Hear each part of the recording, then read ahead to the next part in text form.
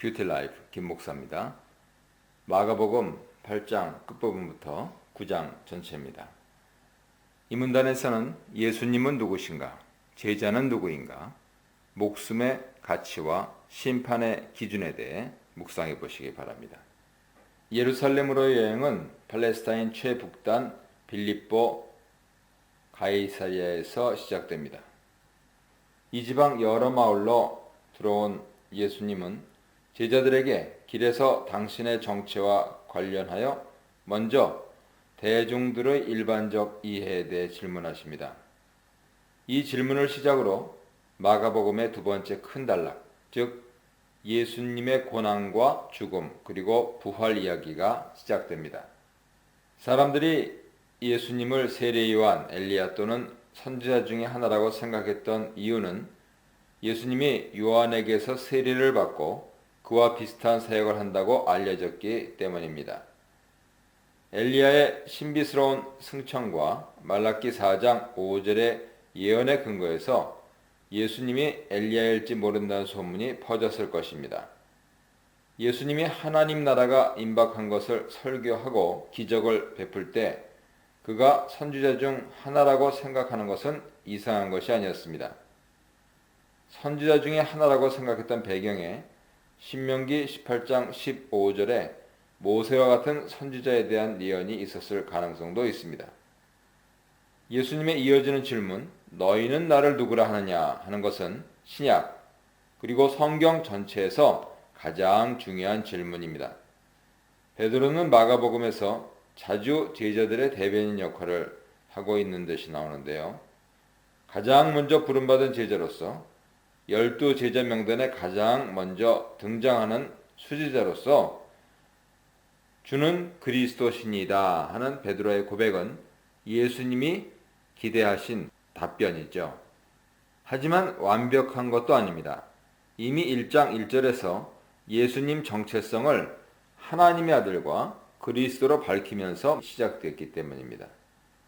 예수님의 완전한 정체성은 십자가에서 일어난 일을 목격한 백부장의 고백, 15장 39절을 보세요.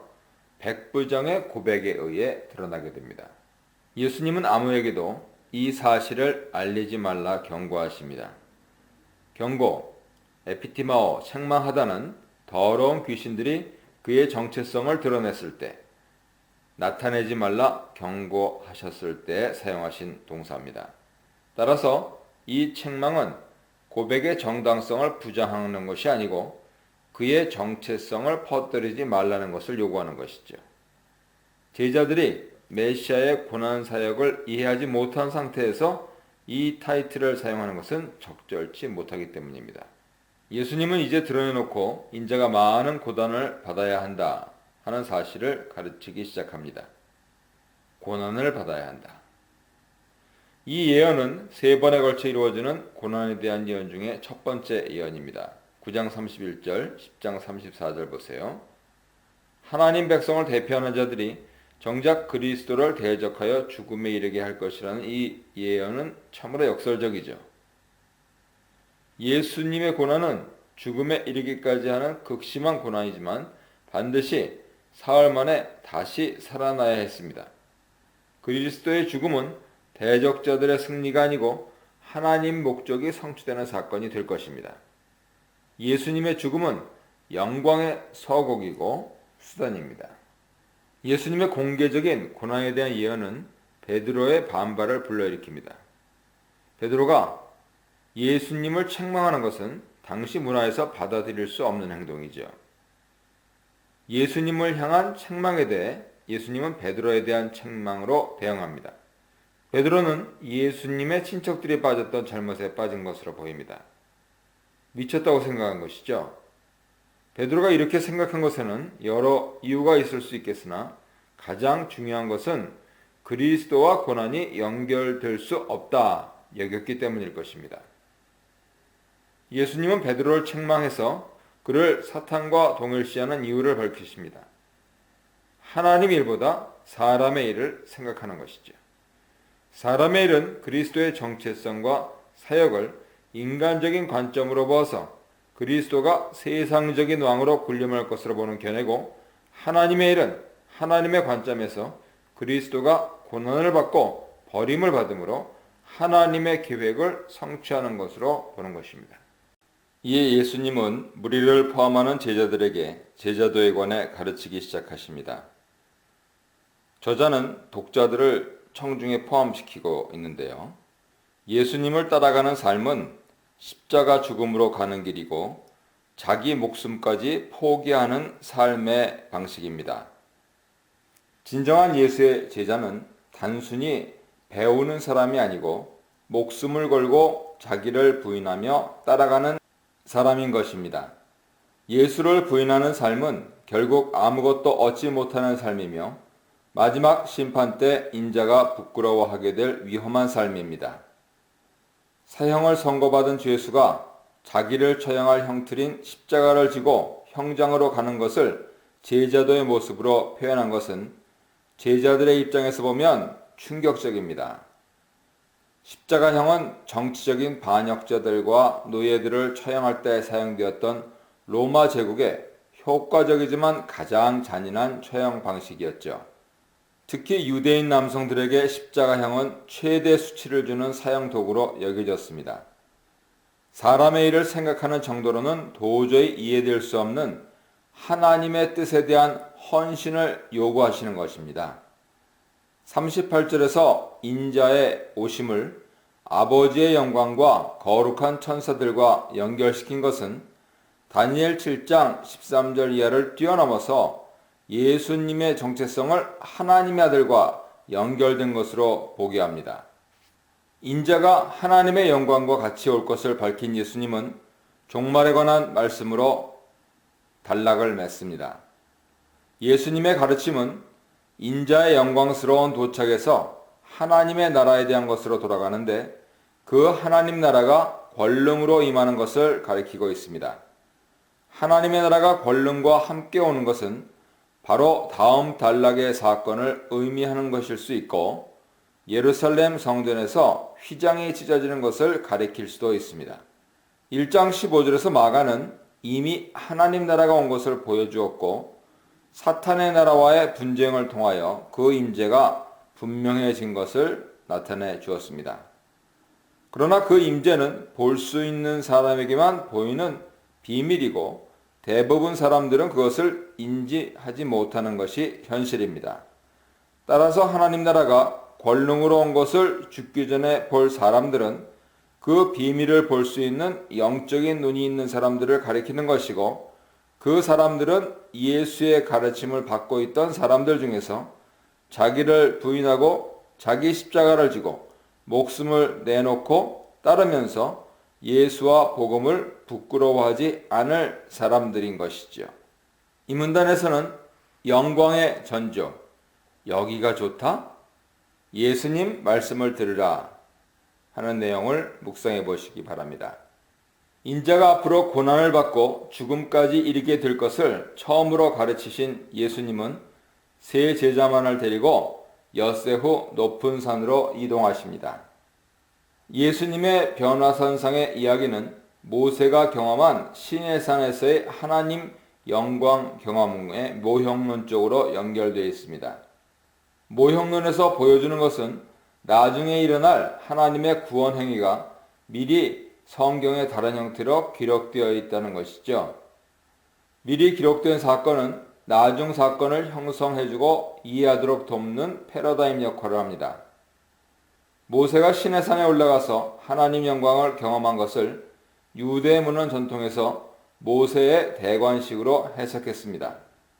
마가는 예수님의 변화산상의 사건을 통해 이제 그가 왕으로 등극한 것을 그리고 있습니다. 예수님의 옷이 세상에서 볼 수 없을 정도로 희어진 것은 그의 부활을 암시하면서 9장 9절에서 명확히 부활을 언급함으로써 그것을 분명히 합니다. 고난받을 왕이지만 마지막엔 부활의 영광이 기다리고 있는 것이죠. 예수님이 모세와 엘리야와 어떤 대화를 나누었는지에 대해서 마가는 보고하지 않지만 인자가 고난을 받을 것은 율법과 예언서를 통해 이미 예언된 것이다 분명히 알 수 있습니다. 또한 엘리야와 모세는 종말론적인 인물들이죠. 이스라엘을 이집트에서 구출한 모세 같은 선지자가 종말에 다시 나타나 이스라엘을 다시 한번 해방시킬 것을 사람들은 기대하고 있었습니다. 엘리야도 종말에 나타나 하나님의 마지막 구원을 준비할 것으로 예언되어 있었습니다. 높은 산에서 모세와 엘리야가 예수님과 함께 등장했다는 것은 하나님이 예정하신 시간이 찼다는 것을 보여주죠. 엿새 전 예수님을 그리스도로 고백하고 바로 변형을 경험한 베드로가 예수님을 랍비로 부른 것은 놀라운 일입니다. 베드로가 초막 셋을 짓기 원했던 이유를 정확히 아는 것은 불가능하고 아마도 이렇게 추측할 수가 있습니다. 그는 그 놀라운 경험을 연장하고 싶어 했던 것이죠. 새 초막을 지어서 변화산에 안주하고 싶었는지 모릅니다. 그가 의미하는 초막, 즉 텐트는 하나님의 임재를 상징하기 때문입니다. 그런데 베드로는 벌써 예수님이 고난을 겪고 난 후에야 안식이 온다 하는 사실을 잊고 있습니다. 마가는 분명히 베드로 자신이 무슨 말을 하고 있는지 몰랐다 밝히고 있습니다. 마가에게 이 복음을 전해주면서 베드로 자신이 한 말이겠죠. 분명해진 한 가지는 아직도 그는 여전히 인간적인 관점에서 예수님의 정체성과 사역을 바라보고 있다는 것입니다. 이제 하나님은 겁에 질려 혼란스러운 세 제자들에게 나타나 말씀하십니다. 이는 내 사랑하는 아들이니 너희는 그의 말을 들으라. 구름이 상징하는 하나님의 임재는 이 음성이 하나님께로부터 온 것을 확인해 줍니다. 또한 이 선언은 이미 1장 11절에서 독자들이 들었던 내용입니다. 그는 하나님의 아들이지만 또한 고난받는 하나님의 종입니다. 오늘 본문에서 예수님이 아무 말도 하지 않으신 것을 생각하면 그의 말을 들으라 하는 명령은 예수님의 고난에 관한 말씀을 듣고 순종하라는 의미입니다. 하나님 음성을 들은 제자들이 깨달은 것은 모세와 엘리야가 사라진 것입니다. 마지막 고난의 길로 들어서기 위해 율법과 선지자와 나눈 대화와 준비는 모두 끝났습니다. 이제는 산에서 내려가 고난으로 들어가는 길만 남아 있습니다. 하산하며 예수님은 세 제자들에게 그들이 본 것을 부활 전에는 아무에게도 말하지 말라 엄중히 명령하십니다. 마가복음에서 계속 되어온 예수님에 관한 일에 대한 침묵을 요구하는 명령은 이제 절정에 이르렀습니다. 그리고 이 후에는 더 이상 나오지 않습니다. 오직 이 명령에만 부활 때까지만이라는 단서가 붙죠. 예수님의 정체성이 부활 때까지 비밀로 지켜져야 하는 이유가 분명해진 것이죠. 예수님이 고난을 받고 죽은 후 다시 부활하기 전까지 그의 올바른 정체성을 아는 것이 불가능하기 때문입니다. 예수님이 부활을 언급하자 제자들의 오해와 혼란이 다시 보입니다. 바로 엿새 전에 예수님이 드러내놓고 인자가 고난을 받고 죽임을 당하며 3일 만에 다시 살아날 것을 가르쳤는데도 제자들은 죽은 자 가운데서 살아나는 것이 무엇인지 모르고 있습니다.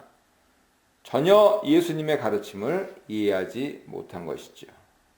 부활에 관해 토론하던 제자들이 엘리야에 대해 질문한 이유는 예수님의 가르침이 예수님 자신의 부활에 초점이 맞추어져 있다는 것을 이해하지 못하고 종말에 있을 대규모의 부활을 생각했기 때문입니다. 그 마지막 부활이 엘리야가 온 후에 일어날 것이라는 서기관들의 가르침이 기억난 것이죠. 그들은 예수님 말을 듣기보다는 서기관들의 말을 듣고 있는 것입니다. 예수님이 서기관들의 견해에 동의했던 이유는 말라기 4장의 예언에 대한 그들의 이해가 틀리지 않았기 때문입니다. 그러나 예수님은 아직 엘리야의 회복 사역이 이루어지지 않은 것을 지적하면서 세례 요한을 다시 온 엘리야로 가리키십니다. 말라기 4장 6절은 다시 올 엘리야의 사역을 아버지와 자녀들 간의 관계 회복으로 규정합니다. 그 관계 회복 사역이 일어나지 않을 때 하나님의 저주가 기다리고 있음을 확인하고 말라기 예언은 끝을 맺죠. 예수님은 인자의 고난과 이미 온 엘리야의 회복 사역이 실패한 것을 연결짓고 있습니다. 예수님은 드디어 세례 요한이 이미 다시 온 엘리야라는 점을 밝히고 있습니다. 예수님이 암시하는 것은 다시 온 엘리야의 회복 사역이 이루어지지 않는 이유가 사람들이 그를 제대로 영접하지 않았기 때문이라는 것입니다. 세례 요한과 다시 올 엘리야를 동일시하는 것은 또한 말라기 3장 1절에 예언되어 있는 주의 종을 준비하는 사역을 세례 요한이 완수했다는 것을 보여주죠. 마가는 1장 2절에서 이사야 40장 3절과 더불어 이미 말라기 3장 1절을 세례 요한의 출현을 예언한 구절로 인용한 바 있습니다. 예수님은 다시 온 엘리야로 나타난 세례 요한의 운명을 인자가 겪을 고난과 죽음을 미리 겪은 것으로 암시하십니다. 그가 먼저 와서 준비한 주님의 길은 바로 고난과 죽음의 길이었고 그리스도도 이제 그 길로 가시고 있습니다. 이 문단에서는 산 위의 영광, 산 아래의 비참함, 믿음 없는 세대에 믿음을 붙드는 아버지, 그리고 믿음 없음은 기도 없음에서 비롯된다 하는 사실을 묵상해 보시기 바랍니다. 변화산에서 내려온 예수님의 세 제자들이 발견한 것은 남아있던 제자들이 무리에 둘러싸여 서기관들과 변론하고 있는 모습이었습니다. 이 변론이 중립적인 토론이었는지 아니면 논쟁이었는지 결정하는 것은 쉽지가 않습니다. 헬라어 동사 시제때어는 두 의미를 모두 다 가지고 있기 때문입니다. 본문에서 서기관들의 역할은 거의 없고 그들은 더 이상 등장하지 않죠. 그들과의 분쟁이 이야기 초점이 아니기 때문입니다. 온 무리가 예수님을 보고 매우 놀랐던 이유는 본문에서 명시되고 있지 않기 때문에 추측만 가능할 뿐입니다. 가장 설득력 있는 추측은 변화산상의 경험 때문에 그의 얼굴이 마치 모세가 그랬던 것처럼 광채가 났기 때문이 아닌가 하는 점이죠.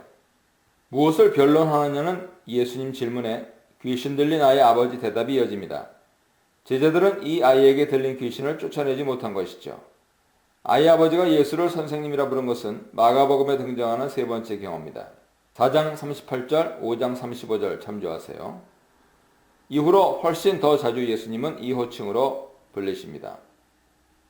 9장 38절, 10장 20절, 35절, 12장 14절, 19절, 32절, 13장 1절, 14장 4절을 참조하세요. 이 아버지는 자기 아들을 예수님께로 데려온 것이지 제자들에게 데려온 것은 아니었습니다. 예수님이 높은 산 위에 계셨기 때문에 제자들에게 부탁했지만 그들은 고칠 수 없었던 것이죠. 아이의 증상은 자세히 묘사되어 있고 간질병과 흡사하지만 공관복음서 저자들은 그 질병과 귀신 들린 상태를 구분합니다. 제자들은 6장에서 귀신을 쫓아낸 적이 있지만 이번에는 할 수 없었습니다. 예수님은 한탄하심으로 반응하셨습니다. 믿음이 없는 세대예요. 이 표현은 신명기 32장 5절 흠이 있고 삐뚤어진 세대를 연상시킵니다. 마가복음 6장 6절은 예수님이 나사렛에서 불신앙 때문에 기적을 행할 수 없다 했는데 지금은 무리와 제자들의 불신앙이 아이를 귀신으로부터 구출해내는 것을 막고 있다 보신 것이죠. 예수님은 드디어 아이를 데려오라 명하십니다. 마가는 귀신이 예수님을 보자 아이를 거꾸러뜨리고 경련을 일으키며 거품을 물게 했다고 합니다. 그러나 귀신은 예수님의 주목을 끄는데 실패합니다. 오히려 예수님은 귀신에 대화하기보다 아이의 아버지와 대화를 시작합니다. 아버지의 대답을 통해 우리는 아이가 어릴 때부터 고통을 겪었다는 것을 알게 됩니다. 또한 귀신이 아이를 죽이려고 한 시도에 대해서도 알게 됩니다. 그러나 그가 완전히 포기한 것은 아니었습니다. 하실 수 있거든 그에게 남은 신락 같은 믿음을 표현한 것이죠. 아버지의 이 표현은 예수님의 의도에 대한 의심이라기보다는 그분의 능력에 대한 의심으로 보아야 합니다. 아버지는 예수님이 귀신을 쫓아낼 수 있으려는 확신을 가질 수 없었던 것이죠. 아버지의 의심은 예수님의 날카로운 질타를 유발합니다. 할 수 있거든이 무슨 말이냐? 예수님의 능력이 문제가 아니라 믿음 없음, 아피스티아가 문제인 것이죠. 믿는 자에게는 능치 못할 일이 없느니라 하는 말씀은 믿는 자에게는 모든 일이 되는 것이 가능하다 하는 의미입니다. 믿는 자가 직접 할 수 있다는 의미가 아니고 믿음을 가진 자에게 하나님이 가능하게 해 주신다는 의미죠. 마음이 급한 아버지에게 예수님의 말씀은 그야말로 복음입니다. 그는 당장 믿나이다 고백합니다. 아버지는 22절에서 이미 말했던 도움 요청을 다시 한번 반복합니다. 예수님은 무리가 달려와 모이는 것을 보시고 귀신을 꾸짖기 시작합니다. 이것은 이 귀신 축출을 통해 예수님이 우리에게 가르치기 원하는 것이 있었음을 보여주죠. 예수님이 귀신을 꾸짖을 때 그는 그 귀신을 말 못하고 못 듣는 귀신이라 칭하십니다. 내가 네게 명하노니 해서 내가는 예수님의 권위를 나타냅니다. 예수님은 귀신에게 나와서 다시 들어가지 말라 분명히 명령하십니다. 귀신들이 자기가 원래 있던 사람 안으로 다시 들어가는 것은 마태복음 12장 43절, 누가복음 11장 24절 이하에서 볼 수 있습니다. 이 명령을 받은 귀신은 조용히 나오지 않고 소리 질렀다 마가는 보고합니다. 이 소리를 아이가 지른 것이 아니고 귀신이 질렀다는 표현은 25절에서 말 못하고 못 듣는 이라는 의미보다 말 못하게 하고 못 듣게 하는 귀신이라는 해석이 더 적절함을 보여줍니다. 귀신은 소리 지를 뿐 아니라 아이가 심한 경련을 일으키고 거의 죽게 만들었습니다. 예수님께 마지막 반항을 했습니다. 그러나 아이는 죽은 것이 아니었습니다. 예수님은 아이의 손을 잡아 일으키고 아이는 다시 일어납니다. 이 구절에는 부활의 언어가 쓰이고 있죠. 예수님이 귀신을 쫓아냈을 때 예수님은 아이에게 새로운 생명을 준 것입니다. 제자들은 집에 들어가 예수님께 조용히 질문할 수 있는 기회를 얻게 되었습니다. 왜 우리는 귀신을 쫓아내지 못했습니까? 이미 축교한 경험이 있던 제자들이 궁금하게 여기는 것은 당연하죠. 마가는 아버지 반응이나 무리 반응에 대해서는 보고하지 않습니다. 가장 중요한 것은 예수님을 따르는 사람들이 배워야 할 믿음 그리고 기도의 관계이기 때문이죠. 제자들의 질문에 대한 예수님의 답은 그들이 기도하지 않았기 때문이라는 것입니다. 예수님이 귀신을 쫓아내실 때 기도하지 않은 것으로 보아서 그가 의미하는 것은 어떤 주문 같은 것을 의미하는 것이 아닙니다. 예수님 말씀하시는 기도는 하나님과 친밀하게 계속되는 관계죠. 이런 관계를 나타내는 다른 단어는 바로 믿음입니다. 오늘 본문 전체를 관통하는 개념은 믿음이고 그 믿음의 표현이 바로 기도죠. 하나님 능력에 대해 어떤 제한도 두지 않는 것이 믿음이고 그 믿음이 실제 상황에서 드러났어야 했는데 그러지 못한 것입니다. 믿음이 없으면 기도하지 않습니다. 기도하지 않으면 믿음이 없습니다. 이 문단에서는 침묵의 순종, 거부의 침묵, 평행선을 달리는 동상이몽, 어린아이와 제자들에 대해 묵상해 보시기 바랍니다. 그곳을 떠나 이 구절을 통해 독자들은 예수님의 갈릴리 사역이 마무리되는 것을 알게 됩니다. 10장 1절에서 유대 땅과 요단강 건너편으로 넘어가게 될 것입니다. 예수님이 자기들이 갈릴리를 가로질러 가고 있는 것을 사람들이 알게 되는 것을 원치 않으신 것은 제자들을 가르치는 것에 집중하고 싶으셨기 때문입니다. 8장 31절의 첫 번째 예언과 마찬가지로 예수님은 자기를 인자로 지칭합니다. 이는 자기 자신의 인성을 가리킴과 동시에 주의 날에 영광스럽게 오실 심판자이심을 가리킵니다.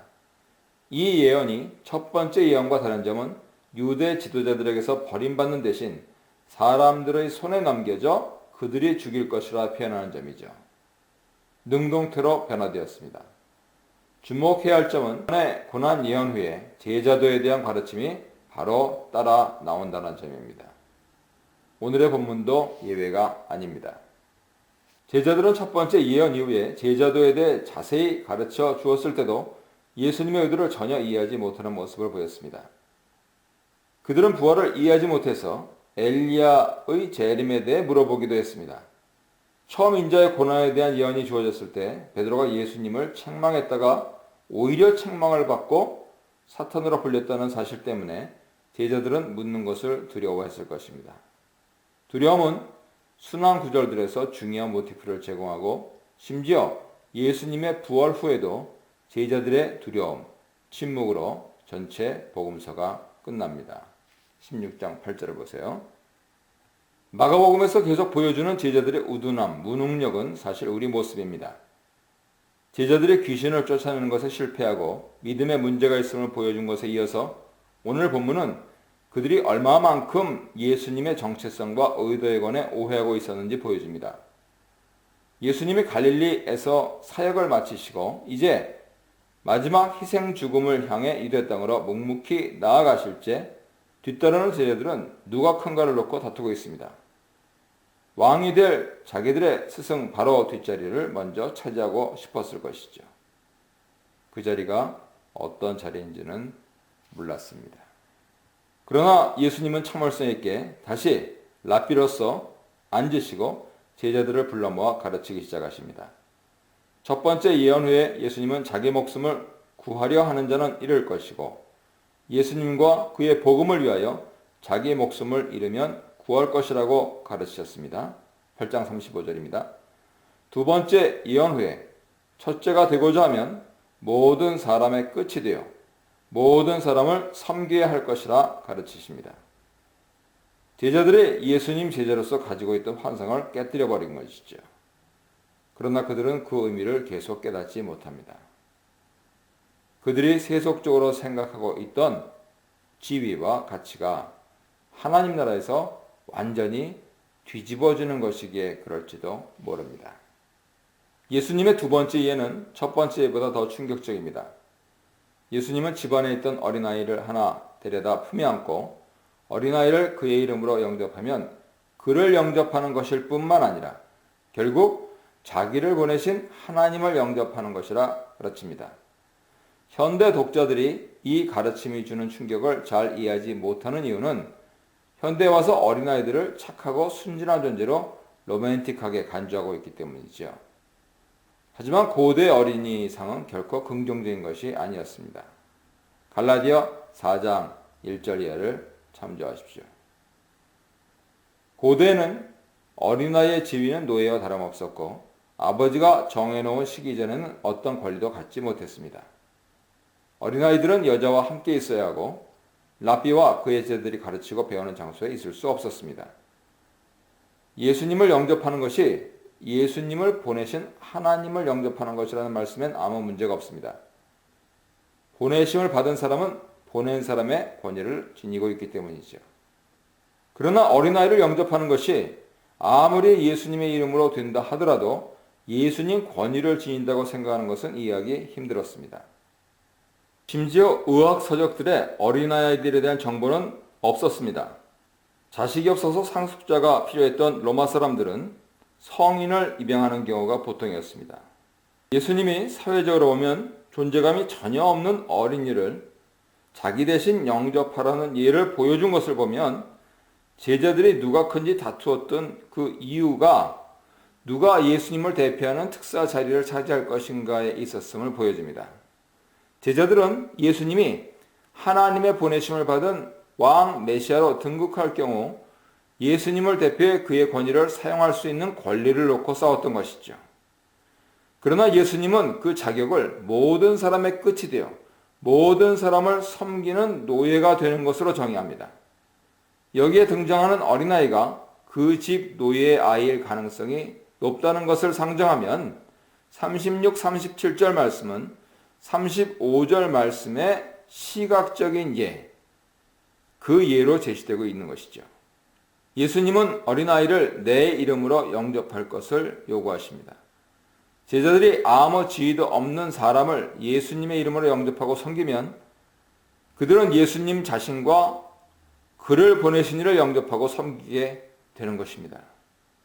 그들이 하나님 나라에서 가장 큰 일을 할 수 있는 예수님의 대표자가 되는 길은 세상에서 아무 힘도 영향력도 지위도 중요성도 없이 잊혀져 가는 사람들을 예수님의 이름으로 영접하고 섬기는 것입니다.